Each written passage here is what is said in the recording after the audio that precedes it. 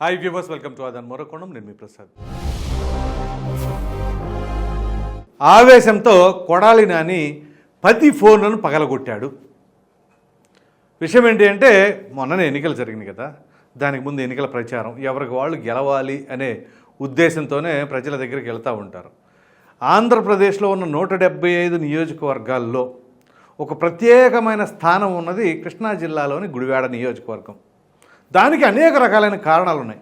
గత 4 ఎన్నికలలో కూడా వరుసగా విజయపదంలో దూసుకుపోతున్న వారు కొడాలి నాని, పైగా మాజీ మంత్రి. వీటన్నిటికంటే కూడా ఆయన నోటి దురుసు అంటారో, మాట్లాడే విధానం అంటారో కానీ విపరీతమైన వ్యాఖ్యలు చేస్తూ ఉంటారు. నోరు తెరిస్తే కొంత అసభ్యకరమైన పదజాలాలే. అసభ్యకరం అంటే అది ఎట్లా ఉంటుందంటే, ఇక నీ డాష్ మొగుడా ఆ టైపులో ఉంటుంది అనమాట. సో అటువంటి కొడాలి నాని అంత దురుసుగా ఉన్నా కానీ విజయం మాత్రం ఆయన వదలకుండానే ఉంటుంది. మరి 2024లో కూడా అదే విధంగా ఉంటుందా అంటే అది కొంత ప్రశ్నార్థకంగానే మారింది. దానికి అనేక రకాలైన పరిణామాలు. మొట్టమొదటిసారిగా ఆయన గెలిచినప్పుడు ఆయన ఉన్న పార్టీ అధికారంలోకి రావడం జరిగింది 2019లోనే. వైసీపీ అధికారంలోకి వచ్చింది, ఆయన వైసీపీ ఎమ్మెల్యేగానే ఉన్నారు. సో ఈ నేపథ్యంలోనే ఆయనకి మంత్రి పదవి కూడా జగన్మోహన్ రెడ్డి గారు ఇచ్చారు. అయితే ఆయన మంత్రిగా ఉన్నప్పుడు ప్రజలకు ఏమి చేశామా అనే దానికంటే కూడా ప్రతిపక్షాలపైన దురుసుగా ప్రవర్తించడం అనేది తన నైజం అన్నట్లుగానే ఉంది. సో ఇదంతా ఒక ఎత్తు అయితే, తెలుగుదేశం పార్టీ అక్కడ అభ్యర్థిగా ఎవరిని పోటీ చేయించాలి అని గత చాలా కాలం వాళ్ళు వెతుకుతా చివరికి ఎన్ఆర్ఐ వెనిగండ్ల రాము అనే వ్యక్తిని ఒక 2 సంవత్సరాల క్రితం, 1 సంవత్సరం క్రితం మొత్తానికి ఆయన తీసుకొచ్చారు. సో వెనిగండ్ల రాము వచ్చిన తర్వాత రాకముందు అన్నట్లుగానే గుడివాడ నియోజకవర్గంలో తెలుగుదేశం పార్టీ పరిస్థితి ఉంది. ఏంటి అంటే, ఆయన ప్రజల దగ్గరికి వెళ్ళటం, ప్రజల్లో దూసుకుపోతూ ఉండటం. సో ప్రచారంలో ఢీ అంటే ఢీ అన్నట్లుగా కొడాలి నాని గారి కంటే ఒక మెట్టు ఎక్కువే ఉన్నట్లుగా ఎన్నికల సమయానికి వచ్చేసరికి చేరింది. సో ఈ నేపథ్యంలో అనేక మంది సర్వేలు నిర్వహిస్తూ ఉన్నారు. మొదట్లో సర్వేలు పెట్టినప్పుడు వైసీపీకి ఎడ్జ్ ఉన్నది అనేది కాస్త తిరిగి తెలుగుదేశం పార్టీ అక్కడ గెలవబోతుంది, కొడాలి నాని పక్కాగా ఓడిపోబోతున్నాడు అనే సర్వేలు వచ్చినాయి. సో ఇదంతా ఒక ఎత్తు అయితే, నిన్ననే అనుకుంటా బహుశా ఓ ప్రముఖ ఛానల్లో వెనిగండ్ల రాము గారు ఆన్లైన్లో ఇంటర్వ్యూ ఇస్తూ ఆయన చెప్పిన వ్యాఖ్యలు ఏంటి అంటే, ఏదైతే కొడాలి నాని గారు ఇప్పటివరకు గెలవడానికి అనేక ఎన్నికల్లో ఆయన ఏదైతే వ్యూహాలు రచించారో అదే పాత పద్ధతిలోనే ఆ వ్యూహాలు రచిస్తూ ఉన్నారు. అది అన్ని అవుట్డేటెడ్ అయిపోయినాయి. కానీ ఇప్పుడు నేను వచ్చిన తర్వాత, అంటే వెనిగండ్ల రాము వచ్చిన తర్వాత ఆయన టెక్నాలజీని ఉపయోగించుకోవడం కానీ, అదేవిధంగా ప్రజలను కలవటం కావచ్చు. సో ముఖ్యంగా కొడాలి నాని గారు ఎవరినైతే కలిశారో వారి దగ్గరికే వెనిగండ్ల రాము వెళ్ళి మరలా కన్విన్స్ చేసుకొని తెలుగుదేశం పార్టీలోకి లాక్కోవడం అనేది వెనిగండ్ల రాము గారు చేసిన ప్రయత్నం అట. సో ఆ ప్రయత్నం సత్ఫలితాన్ని ఇస్తుంది అని చెప్పేసి ఆయన చాలా ధీమాగా ఆ ఇంటర్వ్యూలో చెప్పడం జరిగింది.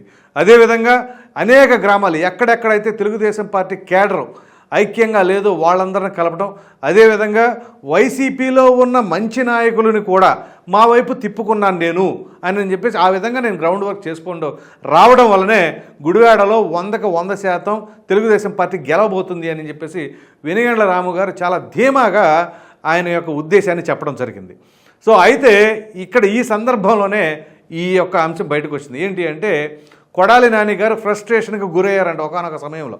అసలు ఏం జరుగుతుంది, మన దగ్గర ఉన్న నమ్మకమస్తులు కూడా ఆ విధంగా తెలుగుదేశం పార్టీలోకి ఎందుకు వెళుతున్నారు అని చెప్పేసి ఆయన ఆ ఆవేశంలో ఫోన్లు పగలగొట్టారంట. ఈ విషయాన్ని కూడా వెనిగండ్ల రాము గారే చెప్పారు. సో ఎన్ని ఫోన్లు పగలగొట్టారు అని చెప్పేసి ఆ రిపోర్టర్ అడిగిన దానికి ఆయన చెప్పింది ఏంటి అంటే, సుమారుగా 10 ఫోన్లు పైన పగలగొట్టేశారు. సో ఆ విధంగా ఇంకా ఆయనకి ఫ్రస్ట్రేషన్ వచ్చింది, గుడివాడలో ఖచ్చితంగా తెలుగుదేశం పార్టీ గెలవబోతుంది అని చెప్పేసి ఆయన చెప్పడం జరిగింది. సో ఇక్కడ కొడాలి నాని గారు ఎన్నిసార్లు ఎమ్మెల్యేగా ఉన్నా ఆ నియోజకవర్గ ప్రజలకి పెద్దగా చేసింది ఏమీ లేదు, నియోజకవర్గం అభివృద్ధి చెందింది ఏమీ లేదు అని చెప్పేసి ఆయన వ్యాఖ్యానించడం జరిగింది. అఫ్కోర్స్ కాకపోతే కొడాలి నాని గారు అన్నిసార్లు గెలవడానికి గల కారణం ఏంటి అంటే, గ్రౌండ్ లెవెల్లో ఉన్న పబ్లిక్ని, అంటే ఎవరైతే బిలో పవర్టీ లైన్లో ఉన్న వాళ్ళు కావచ్చు, అంటే నిరుపేదవారు కావచ్చు, వాళ్ళందరికీ ఏ సహాయం కావాలన్నా ఏ అవసరం వచ్చినా కానీ కొడాలి నాని గారు ముందుంటారు, దాంట్లో ఎటువంటి డౌట్ లేదు. సో అందుకని ఇండివిజువల్గా ఆయనకి అంత గ్రాఫ్ ఉంది. కాకపోతే ఆయన మంత్రి అయిన తర్వాత వ్యవహరించిన శైలి, ఆయన మాట్లాడిన విధానం, ఇవన్నీ కూడా ఇప్పుడు ఆయన ఓటమికి కారణం కాబోతున్నాయని చెప్పేసి ముఖ్యంగా చంద్రబాబు నాయుడు గారిని, లోకేష్ గారిని పవన్ కళ్యాణ్ గారిని కూడా టార్గెట్ చేశారనుకోండి, కానీ చంద్రబాబు నాయుడు గారిని లోకేష్ గారిని టార్గెట్ చేసినంత ఇదిగా ఇంకెవరిని చేయలే. పైగా ఆ పదజాలాలు, ఆ మాట్లాడే భాష ఇవన్నీ కూడా.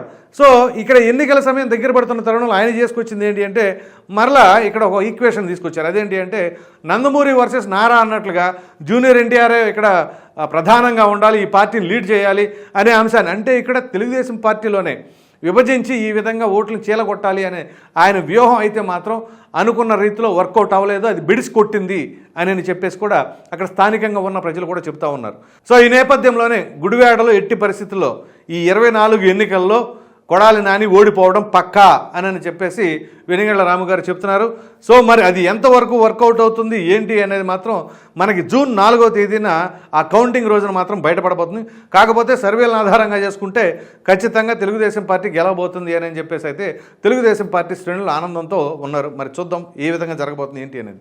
ఈ వీడియో కనుక మీకు నచ్చినట్లయితే లైక్ చేయండి, షేర్ చేయండి. అదేవిధంగా కొడాలి నాని గారు ఆవేశంతో 10 ఫోన్లు పగలగొట్టారు అని ఏదైతే వెనిగండ్ల రాము గారు చేసిన వ్యాఖ్యలు ఉన్నాయో వాటిపైన మీ విలువైన అభిప్రాయాన్ని కామెంట్ రూపంలో ఖచ్చితంగా తెలియజేయండి. మరిన్ని వీడియోస్ కోసం మన ఆదాయం ఛానల్ సబ్స్క్రైబ్ చేయడం మాత్రం మర్చిపోకండి. Thank you.